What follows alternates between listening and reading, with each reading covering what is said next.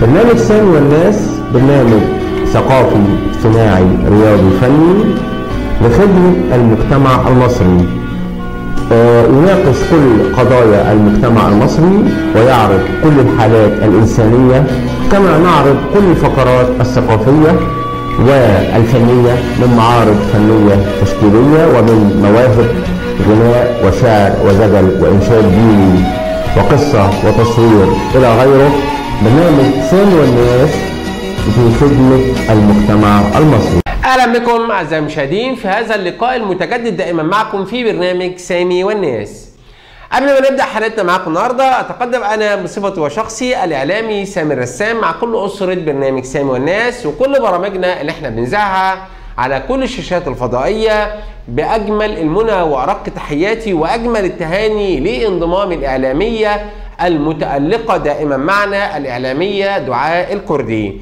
الإعلامية دعاء الكردي حاصلة على كلية الآداب والعلوم الإنسانية في الإعلام والتنمية، وكمان هي من هواياتها ومواهبها الرسم والشغل في الإعلام، وكمان وجودها الدائم في المجتمع بجوار كل الناس وكل المواطنين. متمنين لها من الله سبحانه وتعالى التوفيق والتألق والنجاح دائما، وان يكون وجودها معانا كمراسل للبرنامج من مدينة شبرا في خدمة البلاد والعباد والوطن والمواطن. كما اتقدم بخالص التهاني ايضا لانضمام الاعلامية آية ابو تشيش. والاعلاميه آية ابو تشيش الحقيقه هي متخصصه في الميك اب ارتست وفن التجميل، ومن هوايتها اصلا تغطيه المؤتمرات والمهرجانات والمشاركه في كل مهرجانات الميك اب ارتست وفن التجميل، وانضمامها معانا لاسره برنامج سامي والناس لنقل كل ما يخص مدينه اليوب، حيث تعمل مراسله للبرنامج من مدينه اليوب محافظه القليوبيه. متمنين لها من الله سبحانه وتعالى التألق والتفوق والنجاح دائما. الحقيقه النهارده من ضمن الاهتمامات الجميله قوي لبرنامج سامي والناس واللي دايما هو بيهتم بيها هي مشكله كل الطلبه، مشكله كل الطلبه مع نظام التعليم داخل الجامعه او داخل المدارس. وعاوز اذكر حضراتكم بالمشكله اللي كانت على مستوى الجمهوريه، واللي كان برنامج سامي والناس له الانفراديه في توصيل صوتهم لكل المسؤولين عشان خاطر يستجيبوا لرغبتهم، وهي كانت مشكله المعهد الفني الصحي. وبفضل الله سبحانه وتعالى وبفضل كل الطلبه الحقيقه اللي هم جمعوا نفسهم على مستوى الجمهوريه قدرنا ان احنا نوصل لنتيجه قيمة جدا ترضي جميع الطلبة او ترضي بعض الطلبة اللي كانوا حاصلين على مجموع كبير جدا، وكان نفسهم ان هم يخشوا كلية التمريض ويكملوا ويحققوا احلامهم، حتى كمان ان هم اصبحوا معيدين فيها. النهارده هنروح لمدينة السحر والجمال عروس البحر الابيض المتوسط، هننقل ليكم مشكلة كبيرة جدا من بعض الطلبة في كلية التجارة التابعة لجامعة الاسكندرية.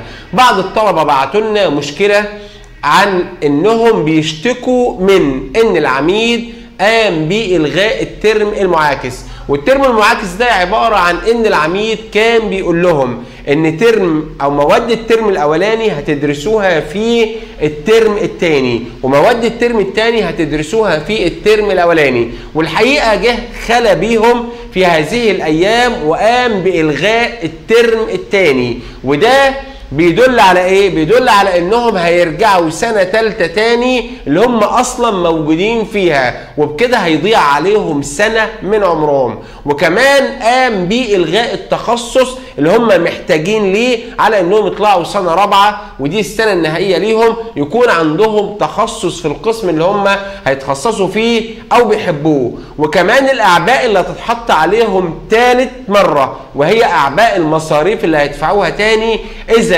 الترم ده اتأجل او اتلغى، وان العميد طلب منهم ان هم هيدرسوا من العام القادم هيخشوا سنة تالتة تاني. ودي طبعا مشكلة كبيرة جدا بتخص بعض الطلبة داخل الكلية اللي هم بعتوا لنا رسالة استغاثة عشان خاطر يعرضوا مشكلتهم على وزير التعليم العالي وعلى كل من يخص الامر، لدرجة ان هم عاوزين يوصلوا مشكلتهم كمان الى السيد رئيس الجمهورية راعي كل الطلبة، راعي ابنائه، راعي كل المواطنين داخل جمهورية مصر العربية، واللي هو تكفل على عاتقه بأن هو يحل أي مشكلة خاصة أو عامة، خصوصا لأبنائنا الطلبة اللي هم طلبة العلم، اللي هم بيسعوا لأن هم يحصلوا على العلم عشان خاطر مصرنا الجميلة الحبيبة بيهم هتكون القوة الأساسية والداعمة لمصر الجميلة هم الشباب اللي هم بيحصلوا على العلم وينهلوا منه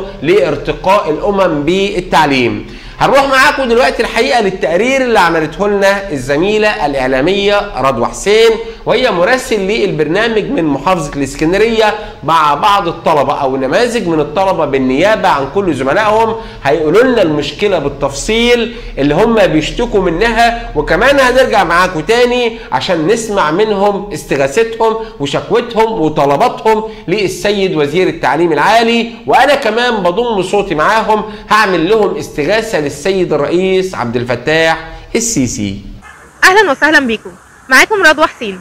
من فتره مش كبيره قوي تواصل معايا مجموعه من الشباب والبنات كليه تجاره جامعه الاسكندريه، واتضح ان هم عندهم مشكله كبيره جدا، وهي مشكله الترم المعاكس. فالنهارده احنا نزلنا عشان نسجل مع الشباب والبنات دول، فيلا بينا نشوفهم هيقولوا ايه عن المشكله بتاعتهم. اهلا وسهلا بيكي. اهلا بيكي. ممكن تعرفينا بنفسك؟ انا طالبه في كليه تجاره جامعه اسكندريه، دلوقتي المفروض ان احنا نبقى في سنه ثالثه بس احنا سنه ثانيه. دلوقتي سمعت ان في نظام عندكم اتطبق اسمه نظام الترم المعاكس، فكنت عايزاكي تكلميني عنه باستفاضه اكبر. احنا النظام بتاعنا دلوقتي ان احنا كنا سنه ثانيه السنه اللي فاتت الترم الاول اخدنا الست مواد بتوعنا، تمام؟ لما اخدنا الست مواد بتوعنا وعدينا فيهم كنا ناجحين في الست مواد، بس كانت مشكلتنا ان الجي بي اي بتاعنا كان اقل من الاثنين. لما جينا الترم الثاني عشان نسجل الست مواد ما سجلناش الست مواد، مننا ناس سجلت 4 مواد جداد، ومننا ناس دخلت مواد تحسين اللي هم من اولى او ثانيه اي ماده جايبه فيها مقبول ادوها لنا مع اننا ناجحين فيها، وفي ناس انسحبت ما دخلوش الترم اصلا. جينا دلوقتي لما جينا ندخل سنه ثالثه الترم الاول ادونا ثانيه الترم الثاني اللي احنا ما خدناهاش، الترم اللي ناقصنا اللي هو الترم المعاكس، تمام؟ نزل قرار ان الترم المعاكس ده موجود على مدار السنه، ولما دخلنا سنه ثالثه الترم الاول في سنه ثانيه الترم الثاني الترم اللي ناقصنا ده نجحنا في الست مواد بتوعنا، ولما نجحنا الجي بي اي بتاعنا علا وبقينا 2 وعدينا الاثنين كمان، والجي بي اي بتاعنا بقى 62. جينا دلوقتي المفروض ان احنا نتخصص الترم ده، لما رحنا عشان نتخصص قلنا لا مفيش تخصص وانتوا قاعدين الترم ده. طب احنا قاعدين ليه؟ لا ادخلوا بقى مع الدفعه الجايه من الاول وجديد سنه ثالثه. طب انا هضيع من عمري سنه عشان خاطر ترم زياده ومحدش راضي يحل لنا مشكلتنا. اهلا بيكي. اهلا بيك. ممكن تعرفينا بنفسك؟ انا طالبه في كليه تجاره جامعه الاسكندريه في الفرقه الثالثه، المفروض في الفرقه الثالثه بس في الفرقه الثانيه بسبب نظام في الكليه. طيب هل النظام ده اتطبق عليكم لسبب معين ولا فجاه لقيتوه قرار نازل على صفحه الكليه؟ لا احنا فجاه لقينا قرار نزل على صفحه الكليه بسبب الناس اللي كانت الجي بي اي بتاعها اقل من 2 اتفرض عليهم يدخلوا تحسين يا اما ينسحبوا خالص. فطبعا اضطرينا احنا ندخل تحسين عشان ما ننسحبش من الترم خالص.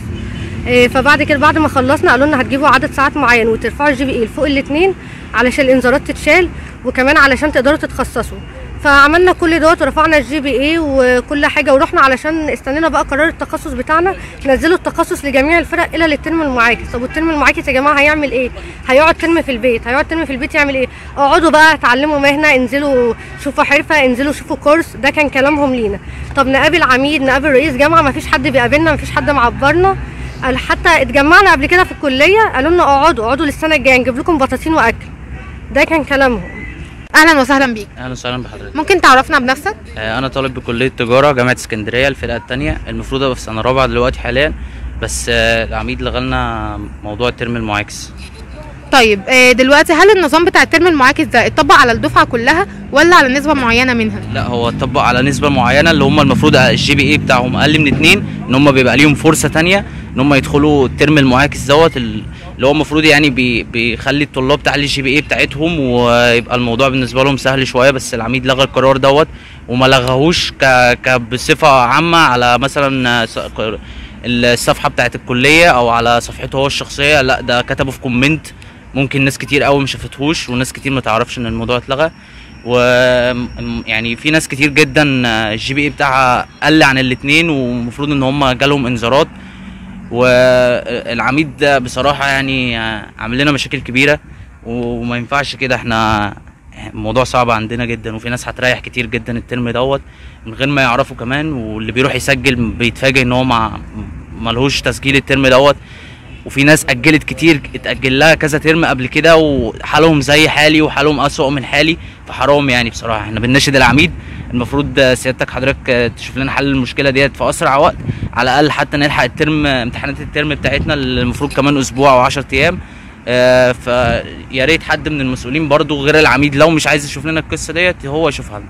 بعد ما شفنا معاكم التقرير والمشكله اللي هم الطلبه واقعين فيها، وان هم املهم من ربنا سبحانه وتعالى ان سياده عميد الكليه ينظر لهم بعين الرأفه وبعين الرحمه، وكمان ينظر لكل اولياء الامور اللي هم ما بيصدقوا السنه تعدي على كل الطلبه بما فيها من كل الاعباء، بما فيها من كل المصاريف، بما فيها من الضغط النفسي اللي هم بيشاركوا اولادهم وابنائهم فيها. مش بس المشكله عند الطالب داخل الكليه، ولكن المشكله كمان بتخص كل الاهالي واولياء الامور اللي هم بيتابعوهم سنه بسنه او لحظه بلحظه، على اساس ان هم يشيلوا من على عاتقهم سنه، مش ان هم يتاخروا سنه ثانيه ويخشوا سنه ثالثه السنه الجايه من اول وجديد، وبكده يضيع عليهم السنه، وبكده المصاريف حتى كمان نفسيا وماديا ومعنويا بتكون كتيره عليهم. هنسمع معاكم دلوقتي كمان طلبات الطلبه او استغاثتهم او طلباتهم اللي هم عاوزينها من السيد وزير التعليم العالي، على انه يوجه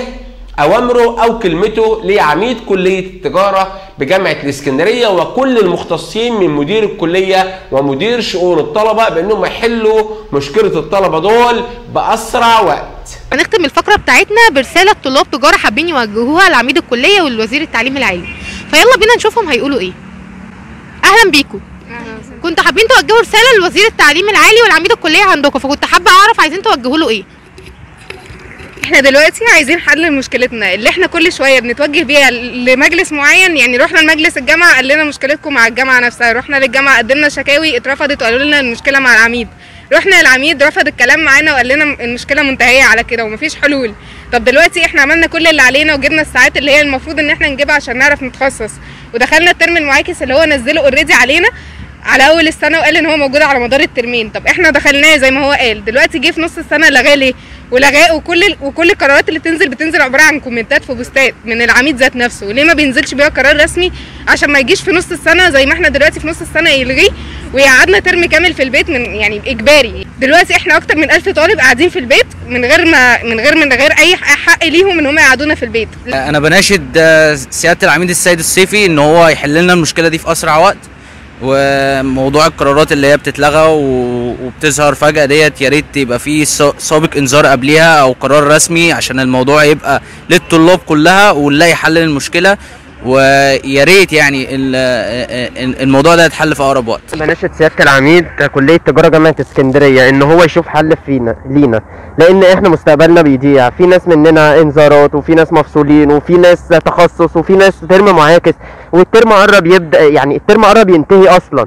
بما ان الترم قرب ينتهي الناس ديت مستقبلها بيضيع، وفاضل على امتحان الميد ترم اسبوع او 10 ايام.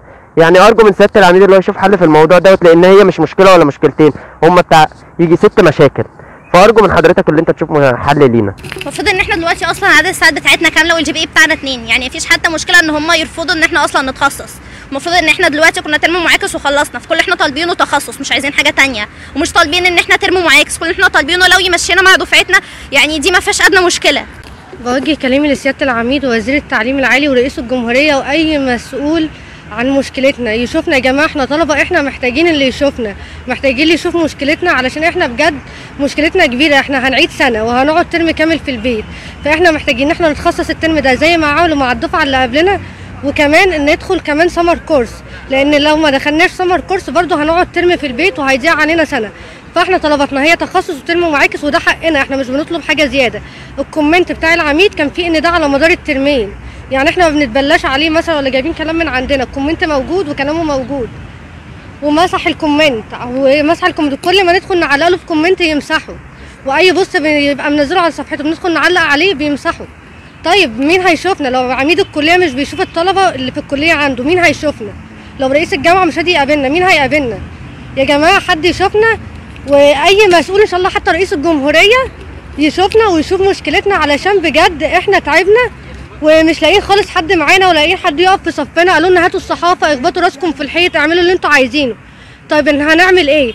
طلباتنا هي تخصص وسمر كورس وبس كده. وفي النهاية أنا متضامن جدا مع كل الطلبة ومع أي طلبة داخل جمهورية مصر العربية بيكون لهم الحق إن هم بيدافعوا عن حقهم، بيدافعوا عن نفسهم، بيدافعوا عن جهدهم، بيدافعوا على السنة اللي هي هتضيع من عمرهم، وكمان المجهود الذهني والعضلي والمادي والمعنوي اللي بيحملوه على عاتق الأسرة، لأن الأسرة بتشاركهم لحظة بلحظة. وطبعا أنا بضم صوتي ليهم وبناشد السيد وزير التعليم العالي وكل من له الأمر والسيد رئيس الجمهورية الأب الروحي لكل المصريين بما فيهم الطلبة أبنائه، إن هو ما يرضهوش إن الطلبة دول يضيع من عمرهم سنة وكمان يرجعوا يعيدوا سنة ثالثة من أول وجديد، عشان سيادة العميد قام بإلغاء الترم الثاني وقال لهم ان انتوا تقعدوا في بيوتكم السنه دي وتبداوا من اول السنه الجايه تدفعوا مصاريف جديده وتدرسوا سنه ثالثه من اول وجديد. طبعا انا بضم صوتي ليهم وبناشد كل من له الامر ان هم يتدخلوا بسرعه لحل مشكله هؤلاء الطلبه اللي هم في المستقبل هيكونوا عماد الدوله،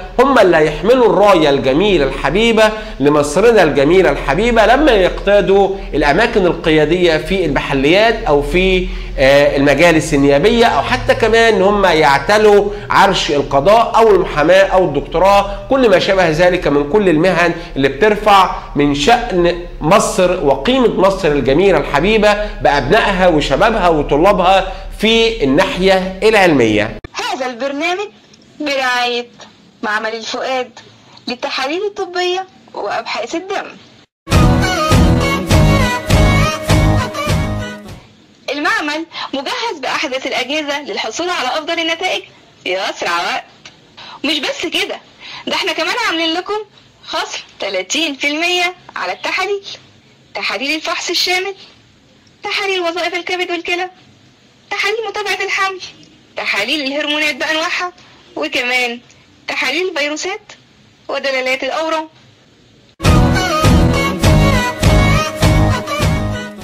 استنوا رايحين فين؟ قبل ما اقول لكم على عنواننا لازم تعرفوا ان المعمل تحت اشراف الدكتور احمد فؤاد اللي بيشرف على كل حاجة بنفسه وبدقة متناهية جدا. دلوقتي بقى ممكن تشرفونا في معمل الفؤاد للتحاليل الطبية، شارع المعهد الديني بقرية 100 كنانة، مركز طوخ، محافظة القليوبية. تليفون 0100 831 6260 أو 010 33 62 9919 مع أطيب تمنياتنا لكم بالشفاء العاجل. من الشعور الجميلة قوي اللي بتجيلنا ضيف كل سنة مرة أو شهر في السنة هو شهر رمضان الكريم الجميل المعظم، أعاده الله علينا وعليكم بالخير واليمن والبركات.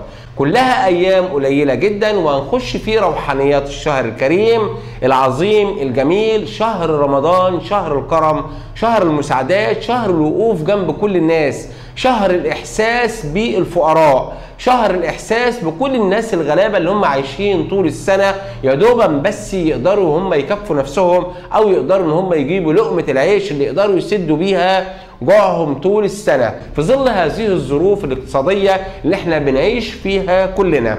ومن الفقرات اللي أنا مخصصها في البرنامج بتاعي دايما إن أنا مخصص فقرة دايما أعرض فيها كل الحالات الإنسانية من أي مكان في جمهورية مصر العربية، بعرضها لكل أهل الخير، لكل رجال الأعمال، لكل مؤسسات المجتمع المدني ومؤسسات الدولة، لكل المسؤولين في الدولة إن هم يراعوا دايما كل الحالات الإنسانية الصعبة قوي اللي احنا دايما لما بنروح نصورها أو نتعامل معاها، أو حتى كمان بيبعتوا لنا كل الفيديوهات اللي بتدل على حالتهم في السكن والأكل والشرب وضيق ذات اليد اللي هم عايشين فيها، سواء كان عنده مرض مزمن أو في حد فقير مش قادر يجيب قوت يومه أو يجيب العلاج، أو هو محتاج علاج على حساب الدولة أو ما شابه ذلك من كل الحالات الإنسانية اللي أنا طول السنة بعرضها لكل أهل الخير للوقوف جنبها دايما لمساعدتها. ومن حسن حظنا الحقيقة إن احنا داخل علينا أيام كريمة جميلة، هي أيام الشهر المبارك العظيم الجميل اللي ربنا سبحانه وتعالى بينزل فيه الخيرات، بينزل فيه البركات، كمان هو شهر القرآن الكريم. هنروح معاكم النهارده لحالة إنسانية صعبة جدا من مدينة المرج، أو بالأخص من مؤسسة الزكاة التابعة للمرج محافظة القليوبية، وهي حالة الشاب أحمد جمال اللي هو بيشتكي من قطع في النخاع الشوكي أو عنده مشكلة في فقرات ظهره أو النخاع الشوكي مما أفقدته الحركة تماما. هو ما بيقدرش يتحرك ولا يقدر يشتغل ولا يقدر إن هو حتى كمان يعيش أسرته اللي هي مكونة من زوجته و3 بنات مربوطين في رقبته، عاوزين ياكلوا ويشربوا ويلبسوا ويتعلموا وكمان يعيشوا حياتهم اليومية زيهم زي أي حد من خلق الله سبحانه وتعالى. حالته دي الحقيقة محتاجة يكون حد متخصص في الحالة بتاعته من كل الدكاترة المتخصصين عندهم مراكز طبية أو عندهم عيادات او في المستشفيات او وزاره الصحه ان هي تتبنى حالته، لانه الحقيقه محتاج اشعاعات كتيره جدا، محتاج تحاليل كتيره جدا، وهو كمان بيشتكي من ضيق ذات اليد، ما عندوش اي مدخل يعيش منه غير رحمه ربنا سبحانه وتعالى ومساعده كل الناس اللي بيقدروا عليه بيعملوه معاه، خصوصا ان هو عنده 3 بنات زي ما بعت لنا في الفيديو بتاعه او الرساله بتاعته اللي هنشوفها معاكم دلوقتي حاليا بالصوت والصوره، ومناشدته لكل اهل الخير، مناشدته للناس ان هي تقف جنبه، ان هي تساعده، حتى كمان ان هو يقدر ان ربنا سبحانه وتعالى يشفيه باذن الله بمساعده كل المتخصصين في المرض ده او في العلاج بتاعه، لانه محتاج فلوس كتيره جدا عشان يشتري ادويه او يعمل اشعاعات او حتى كمان يعمل تحاليل طبيه. الحقيقه دايما انا بسيب كل ارقام تليفونات الحاله الانسانيه على الشاشه، وكمان العنوان بتاعها لكل اهل الخير، كل رجال الاعمال، لكل مؤسسات الدوله، لكل مؤسسات المجتمع المدني، للجمعيات الخيريه، لاي حد عاوز يساهم في فعل الخير او ان هو يتصدق او تكون زكاته في شهر رمضان الكريم الجميل لمثل هذه الحالات الحقيقه اللي هي بتحتاج ان اي حد ياخد بايدها يمد لها يد العون، خصوصا ان هو عايش في ايجار جديد وطبعا الفلوس بتتراكم عليه كتير جدا لانه ما بيقدرش يشتغل، وكمان زوجته هي الوحيده الراعيه له والاولاده ما تقدرش تسيبه وتخرج تعمل اي حاجه لانها بتخاف عليه، لان هو ما بيعرفش يتحرك، ما بيعرفش يتكلم، ما بيعرفش يعمل لنفسه اي حاجه، وكمان ال3 بنات متعلقين في رقبتها مطلوب منها انها تاكلهم وتشربهم وتداويهم وتكسيهم وتفرحهم زي كل الاطفال اللي هم بيجوا في العيد في اخر شهر رمضان بيفرحوا زيهم زي كل الاطفال. السلام عليكم ورحمه الله وبركاته. معانا النهارده حاله من ذوي الاحتياجات الخاصه كان اتعرض لاصابه وادت معاه لتقاعد نهائي، مفيش حركه مفيش اي حاجه، وهو مش طالب غير مساعدات، والاصابه بتاعته ادت معاه اصابه في الفقرات القطنيه وادت معاه للتقاعد، وهو حاليا دلوقتي غير قادر انه يشتغل ومعاه 3 بنات، هو مش طالب اي حاجه خالص غير اكل وشرب لولاده، معاه 3 بنات، والحاله زي ما انتم شايفين وضعها كده قدامكم. اسمك ايه؟ احمد جمال احمد محمد سيد، مؤسسة الزكاة. انا معايا 3 بنات وقاعد في ايجار جديد، وبتمنى من ربنا وعز وجل ان يساعدوني لوجه الله. انا مش عايز فلوس من حد، انا عايز اكل واشرب لوجه الله، حد يساعدني زي ما انتم شايفين بناتي ومعايا عيالة صغيرة، نفسي حد يساعدني لوجه الله. انا اسمي احمد جمال احمد من مؤسسة الزكاة. رقم التليفون 015-51-94-51-85. وشكرا. وبقى اذنكم عشان ما تقولوش بضحك عليكم ولا كلام نت، هتشوفوني وانا قايم وبقعد عشان تصدقوا كلامي.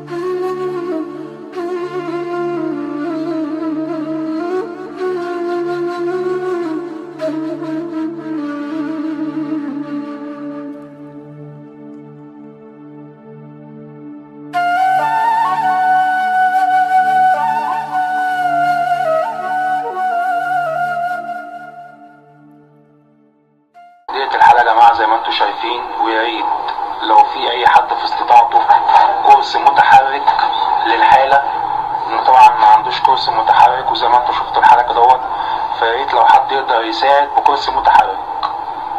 رقمك تاني يا احمد. 015 51 94 51 85. وجزاكم الله كل خير.